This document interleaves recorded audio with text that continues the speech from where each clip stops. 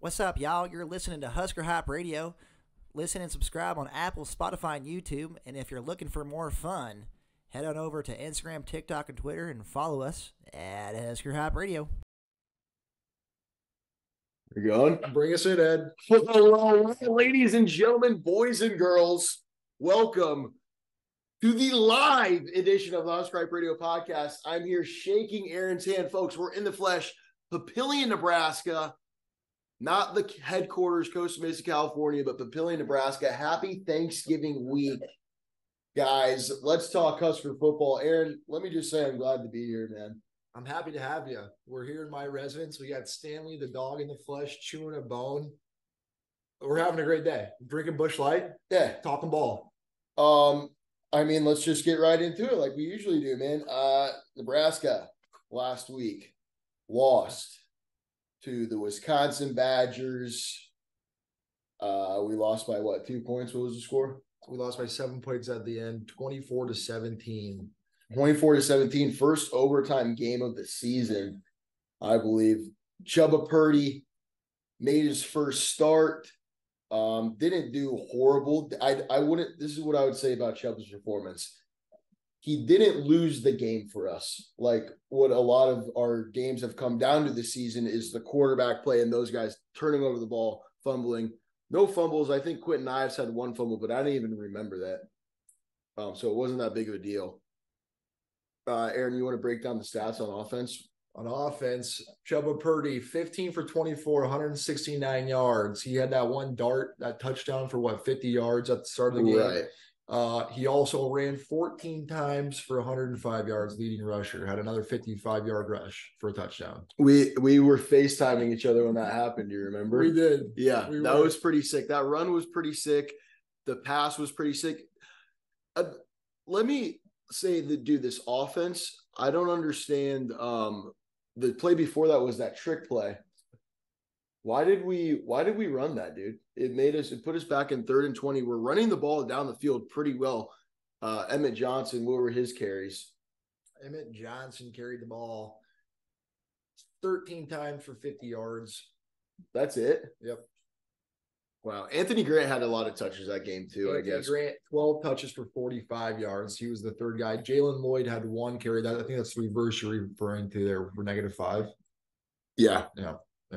Yeah. But just running reverse plays and shit, it's like, hey, let's just play power football, man. Run the ball, throw a couple of passes here and there. A lot more screen plays, which they did. But like you said, dude, usually when they're doing the screen plays, there's 2 guys on one. Right. Like we don't have the numbers when it goes to blocking downfield, and our receivers are. I always feel like they're just smaller in comparison to like the Big Ten DBs that we face. Yeah, well, they're true freshmen, right? So those boys are going to get meat on their bones, eat some Hy-Vee steaks this offseason, get nice and big and strong. But yeah, man, I'd say this loss, if it came down to anything, was coaching. You know. Especially at the end. I hate to jump right to the end. So basically, we scored 14 points within the first 2 drives. We don't do shit the rest of the game. Right. They score, call it 24 points unanswered almost. And at the end of the game, we have the ball. I want to say we have a minute and some change left. 2 timeouts. We're driving the ball down the field. We get into field goal range. Right. We don't use one of our timeouts. We let 30. We let 10 seconds run off the clock. So it could have been 30 and we called a timeout, had 2 plays in for the end zone. Right. Or 2 extra plays to run something, get closer, maybe I don't know. And yeah. Right. Because it's horrible clock management. Yeah, it felt like we were playing for overtime and not for the win in that situation. And Rule addressed that on his Monday press conference. He said, last week against Maryland, I went aggressive and I went for the touchdown and we threw an interception and people were pissed. They're like, why didn't you kick the field goal? I feel like the difference there, though, is we're playing from behind in that point. We're not at a tie, you know? Right. That's kind of how I felt about that a little bit. I think, well, what he said, though, post-game right after the post-game press conference, he says, probably should have called a timeout sooner to get – so you probably should have – you're getting paid $9 million a year to make these decisions, and you probably should have made a decision that you didn't. Hindsight's 2020. Hindsight 2020, but the good thing about Rule though is that he comes out and he says it right away. He's like, you know what, bullshit coaching. Now that is on coaching, and he basically at the end of the day takes the blame for everything. Right. Always. And that's a good coach. It's not Scott Frost saying, I don't know what these guys were doing today. Right. Energy wasn't there. Yeah. Well, get him there, man. Get him there. Defense. I think the defense played solid. They lit up 24 points, probably the most. That's probably one of the most they've lit up all season. Marquise Buford, bro, he led the team in tackles his second game back. I think he had 10 total tackles. Played like a dog. It's just the thing. It's kind of what happened in the Maryland game too, man. Mordecai was a shifty little fucker. Yep. Mordecai was a shifty little fucker. And there was some plays that could have been a sack, a huge loss of yards. Mm-hmm. And he went out and made a first down. Yep. That's kind of one of those things we've heard all year too. I mean, go back to Colorado, Shadur Sanders, coach was like, we're like a yard away from making a tackle or whatever it is. And that's how it felt tonight too, especially down the stretch. But it's a game of inches, you know? Yep. It's a game of inches. So when you're in that position and you're there, I feel like those guys need to make those tackles. And I don't know if I think that comes down to more of the players. When they're in position, the play is drawn up for them to get it, and they don't wrap up, they don't make the tackle, they don't break down. I think that comes down, that's players' fault. So these guys need to freaking wrap up against. I don't think Iowa is going to be as shifty of a team as they're not the better offense than Wisconsin. No. And it's statistically they're not. They're actually pretty trash. As far as our defense, we only had 2 sacks. Wish we had more. Right. Five TFLs. We were there for a lot more. A lot more. Pressures were high. I wish we had that stat on us. We don't. They had 2 sacks, 8 tackles for loss. Yeah. And 1 interception. The only interception, though, was at the end of overtime to seal the game. And getting off the field on third down was a huge problem for us, too, during that. I mean, Braylon Allen played a hell of a game. A lot of people didn't even think he was going to play. And he ends up going out there and just gains probably 4 or 5 yards a carry. Yeah. He looked good. He was hurt. And even Mordecai, that was only his second game back, and I feel like he threw the ball pretty well for the most part. Yeah, those guys, having those back was really good for Wisconsin. Yeah, man. Yeah, they were 5 or 7 for 15 on third down, so a little bit better than a third. We were 5 for 13. Third down. That's probably the best that we've been all year, though. I don't have that stat in front of us again, but 5 for 13, that's probably about the best that we've done all year. That's just shy of 50%. But still, you want to be at least over 50% a little bit, I think. Yeah, I agree. And I don't know if we've done that all year. Third day, it's either get a first down on third down or make big plays. We said that before in this podcast, and we did neither. We had that one Jalen Lloyd big play, and that was about it. And the Chubba run was big. Chubba run was big, and those were our first 2 scores in the first 2 drives. Right. After that, they shut us down. Is it one of those things, Ed, where you feel like they had the lead, so they're like, all right, playing scared, or did they lose their looseness? Did they lose their? Did they say they got comfy with a 14-point lead? Right. I think so, man. I think so. They might have turned off the Jets a little bit, and that's not what you do, dude. You got to stomp on their throats, because Wisconsin and Iowa are clone images of each other. They're both just they don't die. You got to shoot them in the head more than once. They're zombies. Mm-hmm. You got to really put them to bed if you want to do it. We're playing friggin' zombies, man. And they're just coming out round after round, getting harder and harder throughout as the game progresses. Yeah. I don't know. It was pretty. I mean, my game viewing experience was a little different. I was not streaming. We had the Cali boys take over. I heard Tommy got a body shot ripped off of his belly, I guess. And I think Cade he took it, and there was a body hair stuck in his teeth. Oh, wait, so Cade took the body shot off Tommy. Yeah. Okay. Nice. And then he looked in the camera, and he pulled out a fucking a belly hair from Tommy. Classic stuff. It's always fun with those guys, I guess, taking over the stream. I did get a lot of comments back saying it's not as good without Ed, but they may do. They may do. I was with my family in Colorado, little nephew's first birthday. I mean, I was being drunk Uncle Eddie, only just chugging back beers and yelling kids went to bed. They said, "Hey, Eddie, the babies are sleeping. Could you maybe tone it down?" And I was a little emotional. I said, "Hey, I can't." Yeah. I kind of clapped back a little bit. I felt bad. I apologized to my sisters, but I was like, "No, I'm not gonna fucking. I'm Husker Hype Ed. You know, I can't. You can't. Don't tell it's me. It's involuntary. It's not. It's something you can't control. It's like blinking. It just happens. Yeah. Yeah, so I was just slugging back beers and getting a little frustrated with my Nebraska football team. Dude, special teams, Bushini. What the fuck is wrong with Bushini this year, dude? Yeah, fuck Bushini. He was probably pretty much like very consistent last year, and this year just horrible. I think he had one 19-yard punt. Yeah, that they started in our own territory. At one point, his average was like 32 yards. Yeah, his average was 35, 5 punts for 176. Not great, especially that one that was pivotal, that 16-yard bullshit, whatever that was, off the side of his foot. I don't remember. I don't know. My viewing experience was also hazy. I went to the Iowa game. I had to scout out the competition for next week, so I went to the Iowa-Illinois game. You Connor Stallions did. Yeah, Connor Stallions them exactly. I recorded everything. I sent it over to Coach Rule. Long story short, I got buzzed up, and if you saw me pop in on the stream a couple of times, you know what I'm talking about. The true hypesters know. But yeah, that's all I have to say about Wisconsin. It's like last year. The same thing happened last year. We had the lead the whole time, and then they come back and they get it at the end. Yeah, man. It's just and. Now let's transition into Iowa. I mean, here's a team that's basically like Nebraska, has very close games, but they win them. And they're 9-2. People are going, how is this team 9-2? They don't score any fucking points. Well, guess what? I'd much rather be Iowa and have close games and win them instead of close games and lose them. Right. You know, it doesn't matter how pretty it is. At the end of the day, they're 9-2 and they're winning football games.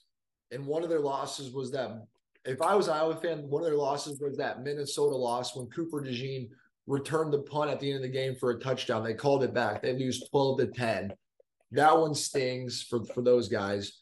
But I think you're right. I think we're just facing a better version of, defensively at least, of the team we just played. I would say Wisconsin has the edge on offense. Yeah. Iowa doesn't know how to move the ball. Iowa's 14th in the Big Ten in passing yards, and they're 10th in the Big Ten in rushing yards. Not great. 14th in total offense. Last in total offense. Last in total offense. I mean, I don't think Nebraska, they're probably 12th or 13th. We're 9th in total offense, first in rushing. And if we had a bit of a passing game, I feel like that'd open it up a whole lot more, and we'd be able to score more than 18 points a game.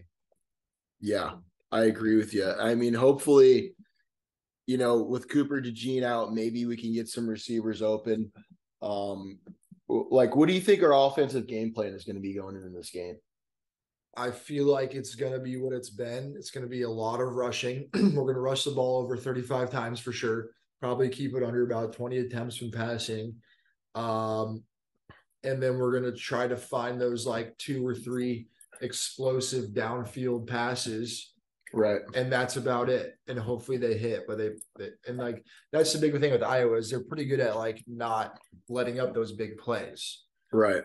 It's going to be time of possession in this game is probably going to be what wins the ball. What wins the ball game is time of possession. Whoever has the ball the longest and probably last. Yeah, I was about to say that. Whoever has the ball last, because I was thinking about it. I'm thinking about all day, every day since the start of the year.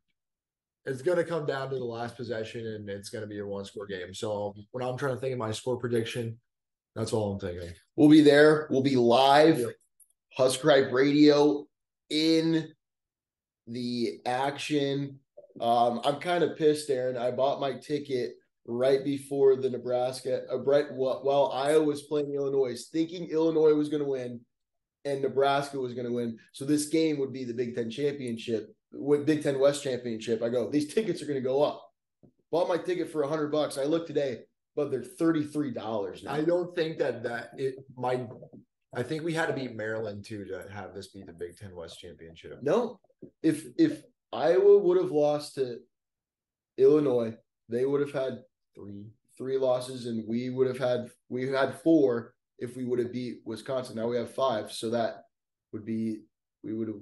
Oh, yeah, you're right. We would have, yeah. Damn. Yeah, dude. God damn it. Yeah, you're right, Eddie. I was thinking that, but I was told, yeah, my dad was wrong. I talked to my dad about that today. He's like, no, I think you're wrong. We're 9-2. And I was like, yeah, I guess we're 5-6, but you're right, Eddie. My math was right. Yeah. It fucking sucks, man. Regardless, I'm gonna be there. I'm gonna be screaming my freaking head off. If you see me, don't be afraid. Come say hi. Get a picture with the boys. Yeah. Get a picture with the boys, man. I'm probably gonna be wearing a super sick old school Nebraska fucking big old puffer. We should have a post-game party. Where should we meet up for a beer with all the hypesters after the game? I like that one we went to last year at Rail Yard. Was that what it was? Yeah. The outdoor one? Yeah. Might be a little It's going to be cold as shit. It's going to be cold, boys. It's going to be cold as shit, dude. And it's going to be fun. I think Nebraska wins this football. I know Nebraska wins this football game. We're playing for a bowl game, dude.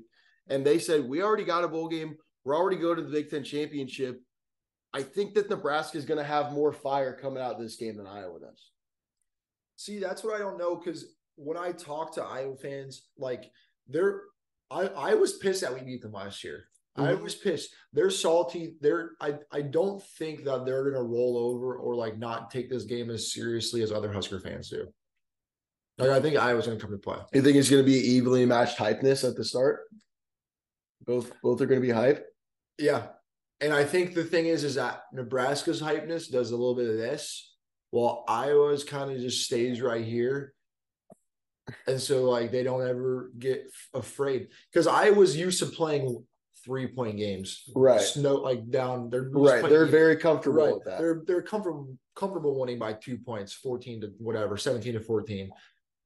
That's not how we play. We gotta be able to like be ahead in the fourth quarter where we're like, all right, if we just not let them score, just play fundamental defense and some competent offense, we're gonna win. I think coming out early and making some nice plays that gets the crowd hyped is going to be a big key. Yeah, because it's gonna be cold. Yeah, it's gonna be cold, and people are going to want to be there for something. And if we get a Buschini 10-yard fucking punt and our offense looks like absolute shit, can't move the ball, fans are going to get mad and possibly leave. It's cold. So we got to bring the energy there fast. Mm-hmm.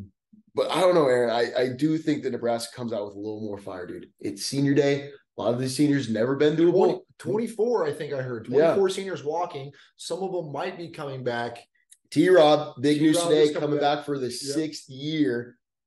6-year T-Rob is going to be back. And that's a guy we need. Because the thing is that makes me believe that Tony White's going to stay. If Ty Robinson says, I'm going to stay, I feel like that leads me to believe Tony White's going to stay. Tony White today, there's some news about him. SDSU apparently is very intriguing. Tony White, San Diego State. Team he's coached at. Syracuse, I don't know if he's in the running for that, but he was their defensive coordinator last year. They just fired Dino Barbers. Here's my thing. I think if Syracuse offers him the job, I think he takes it. But San Diego State, I don't think he's going there. Yeah, I honestly have no opinion. I think that you know more about this than I do. I just think that, and also Tony White's press conference today just gave a lot. He said, Matt Rule has done a lot for me, and I think Matt Rule said to Tony, he said, if it's a good job, take it. But if it's not a good job, I wouldn't consider San Diego State a good job. Right. Well, and when you think about like the amount of support, like you got to think about what's the university going to put into you kind of deal.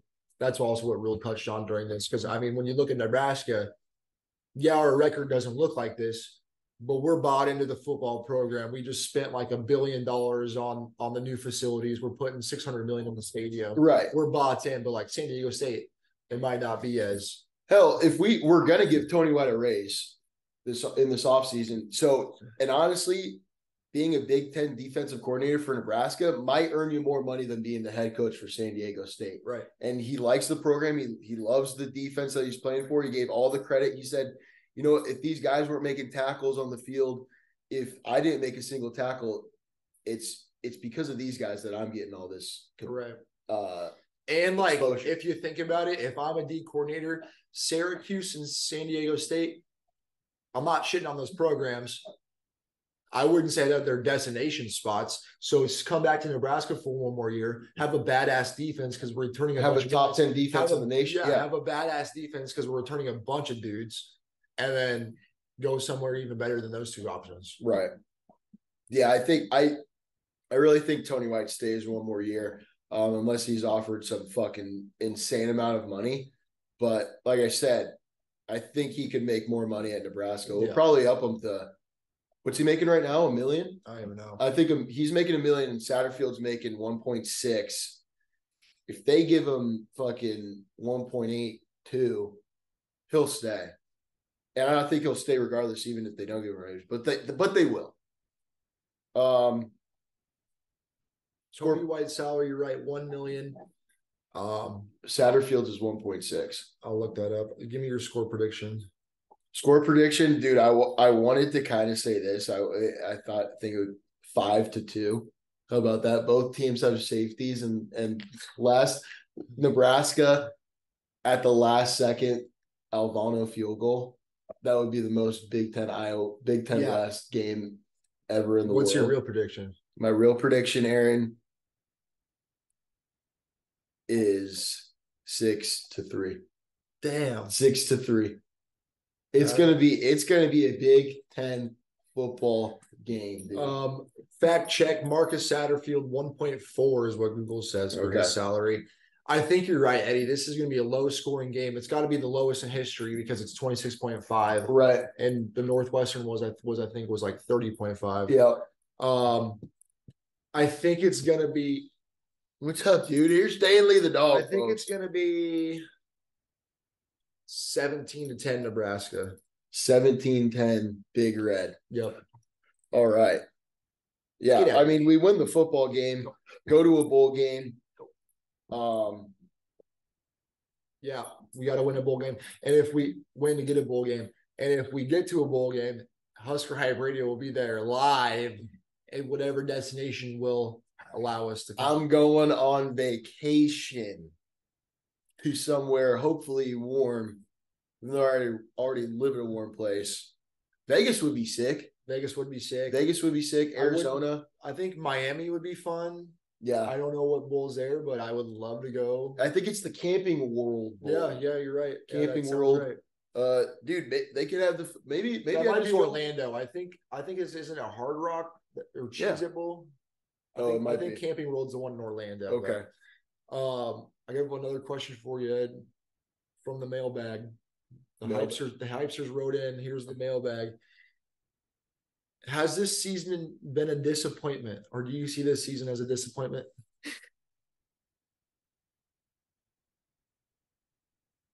I would say, well, coming into it, we said Nebraska's going 12-0.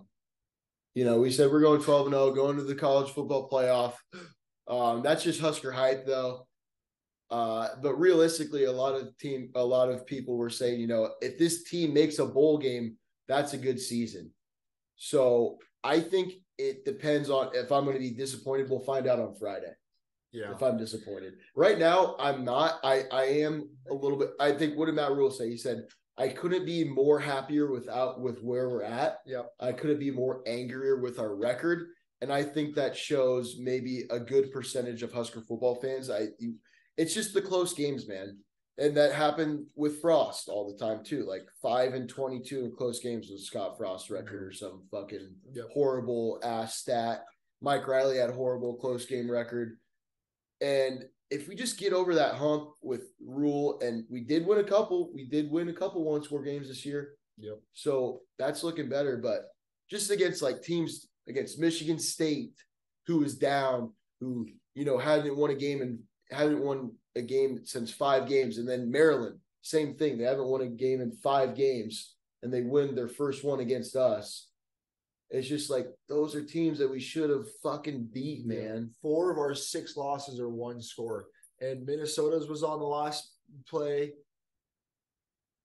All of our 1-score games were last play. Michigan State was last play. Maryland was last play. Wisconsin was last play. Right.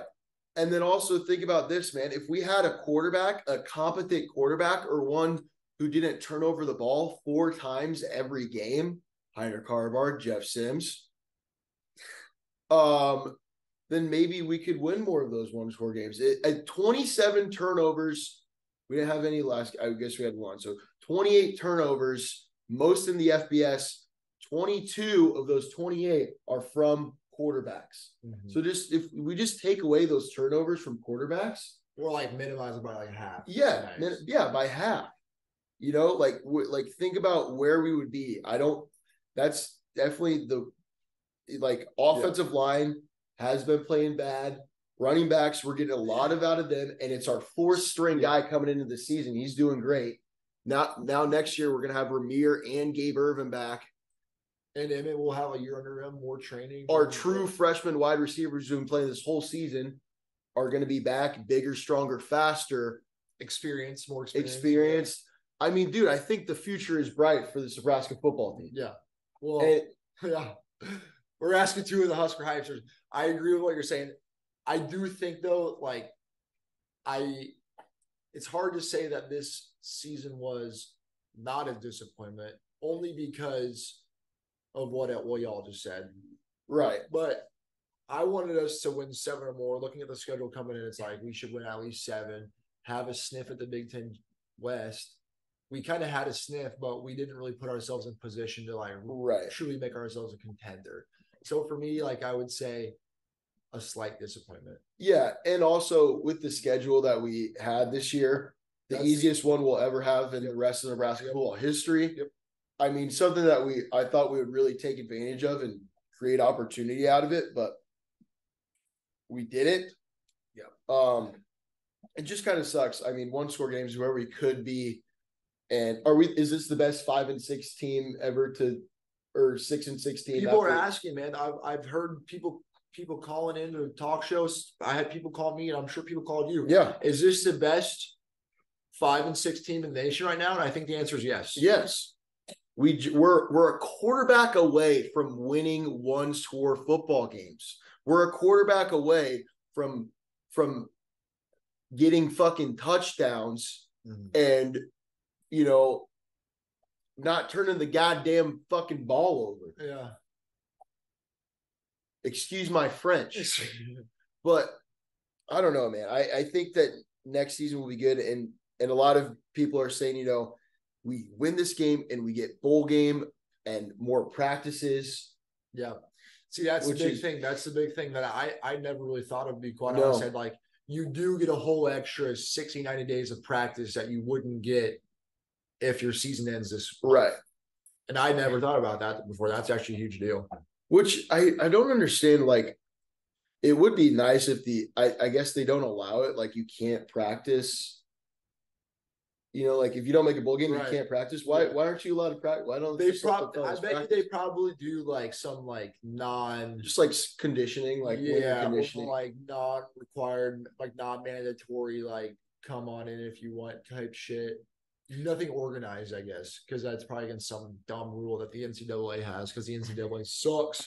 Well, dude, I guess I didn't really remember. I don't remember this that much. Maybe I do, but there was one year where I think we won 4 games, and we were invited to a bowl game, but Scott Frost and the team said no. No, that was the 5-7 year that we did beat Kentucky or somebody in the bowl game, and we ended up 6-7.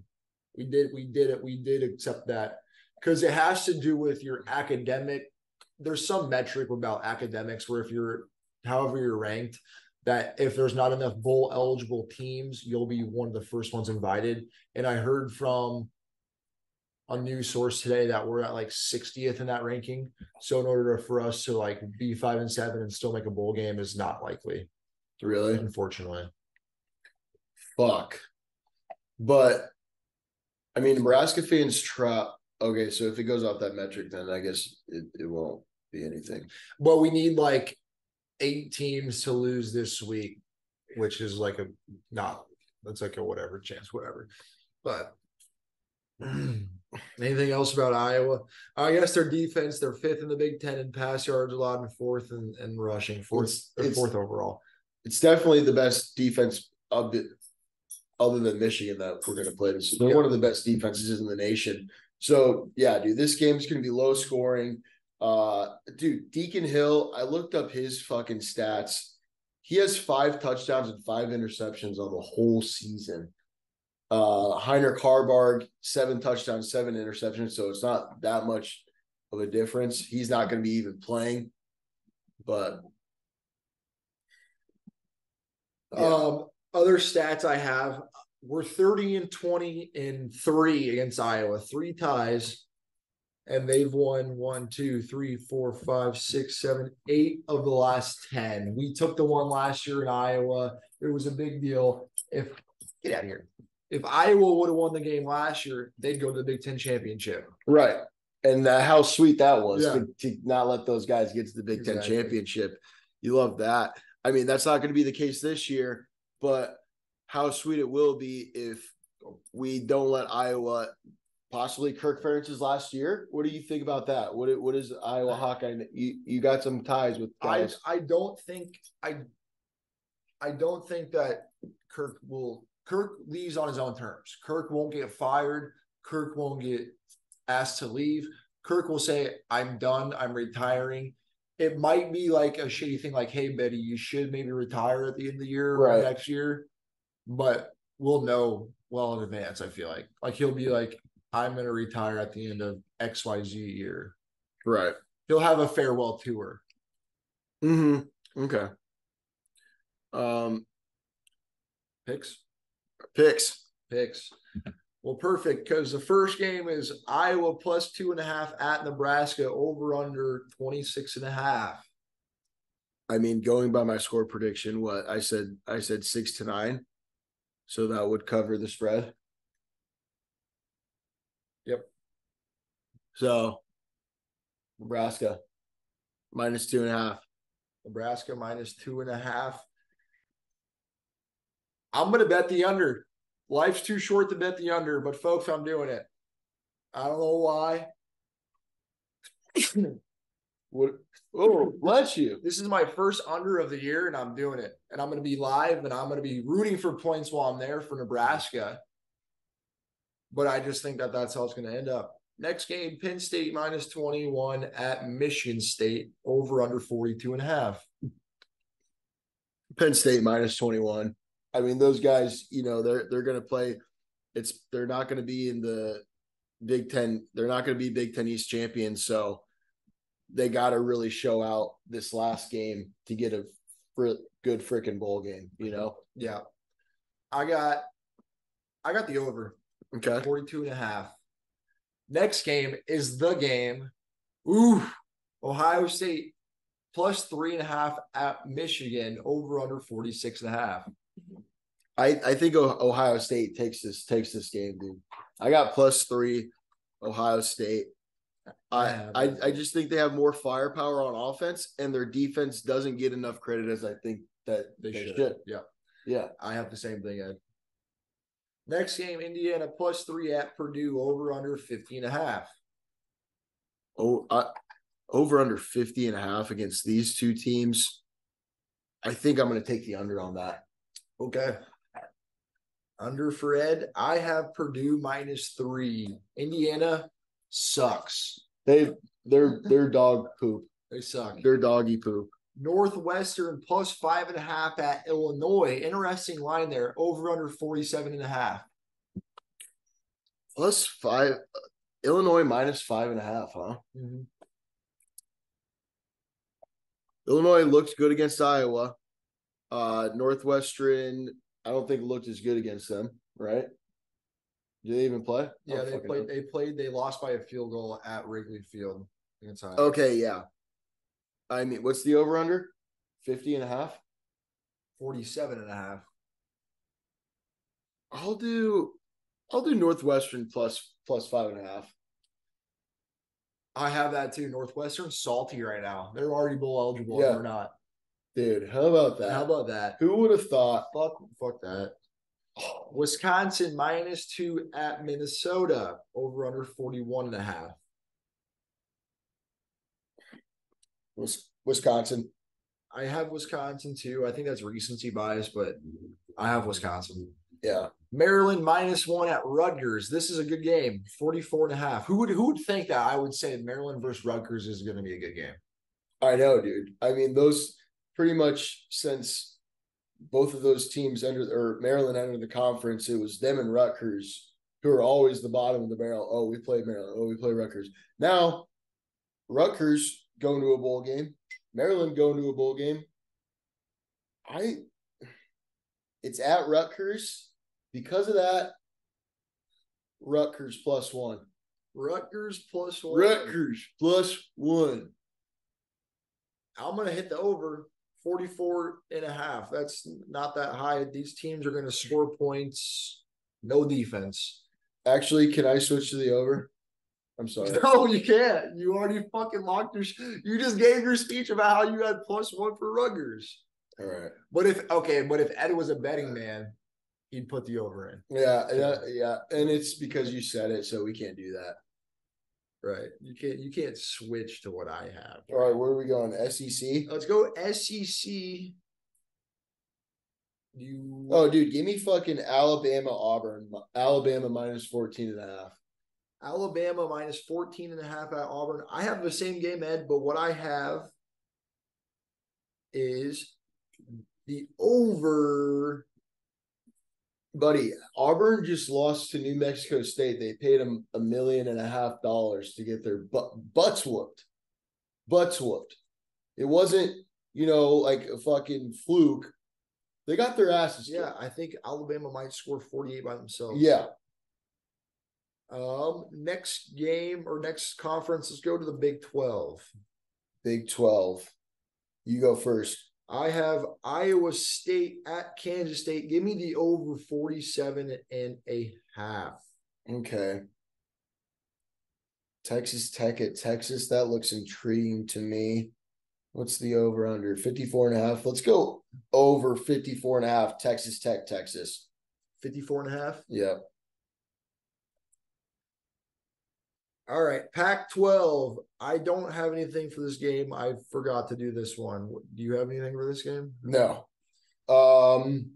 There's some great games. Oregon State, Oregon. That'll be a good The game. Civil War. The Civil I'm not War. going to bet on that game, but, dude, I could honestly see Oregon State kicking these guys out of playoff contention.